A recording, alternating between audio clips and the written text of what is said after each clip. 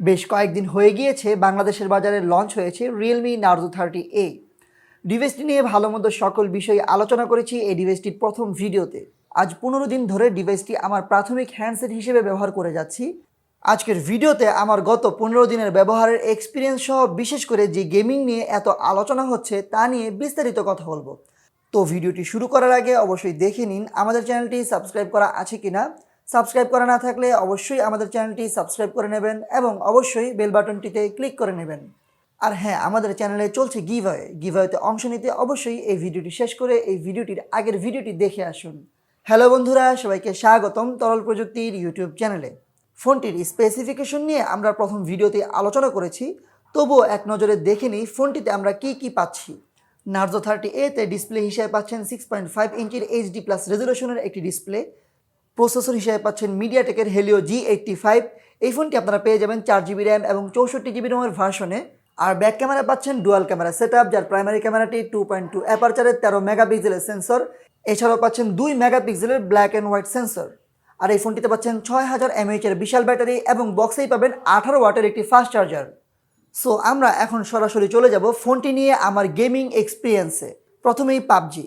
এখানে HD high frame rate সেটিংসে খেলা যায়, তবে এই সেটিংসে আপনি সামান্য ল্যাগের দেখা পাবেন। এখানে এই সেটিংসে গ্রাফিক্সের কোয়ালিটি বাজের তুলনায় ভালো লেগেছে। তারপর মিডিয়াম হাই গ্রাফিক্সে পাবজিতে ল্যাগ বা ফ্রেম ড্রপ অনেক কম পাবেন।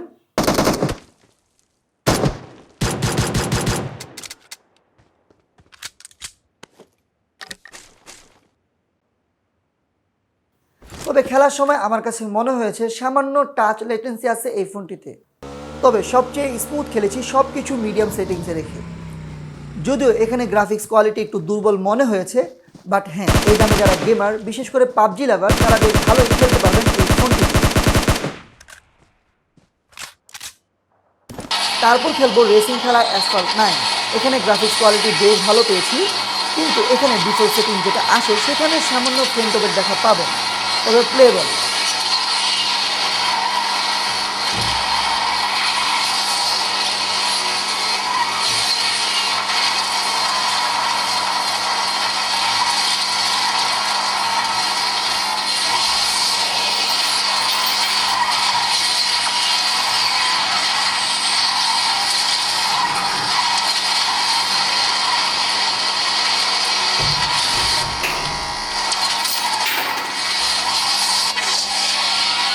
তারপর খেলেছি একটি সার্ভাইভাল গেমস, নাম হচ্ছে প্ল্যানেট ট্রেড। এই গেমসটি আলাদা করে খেলার কারণ হচ্ছে গেমসটা বাংলাদেশি ডেভেলপাররা বানিয়েছে। সো যেহেতু দেশি ভাইদের বানানো গেমস, সেহেতু আমাদের উচিত ডাউনলোড করে নেওয়া। লিঙ্ক থাকবে ডিসক্রিপশন বক্সে। এই গেমসটিও Narzo 30A-তে ভালোভাবেই খেলতে পারবেন।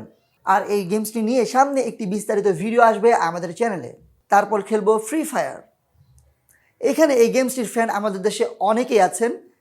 ফ্রি ফায়ার এই ফোনটি দিয়ে নিশ্চিন্তে টানা সর্বোচ্চ সেটিংসে খেলে যেতে পারবেন। আর গ্রাফিক্স পেয়েছি চমৎকার।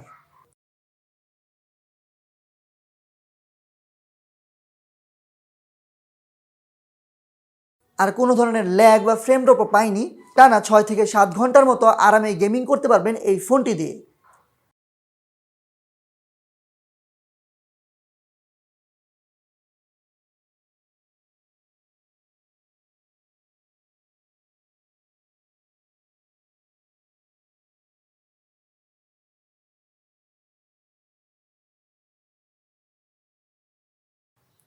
আর 30 থেকে 40 মিনিট খেলার পরও তেমন একটা হিটিং ইস্যু নেই, তাই পারফরমেন্সও তেমন একটা ড্রপ করেনি।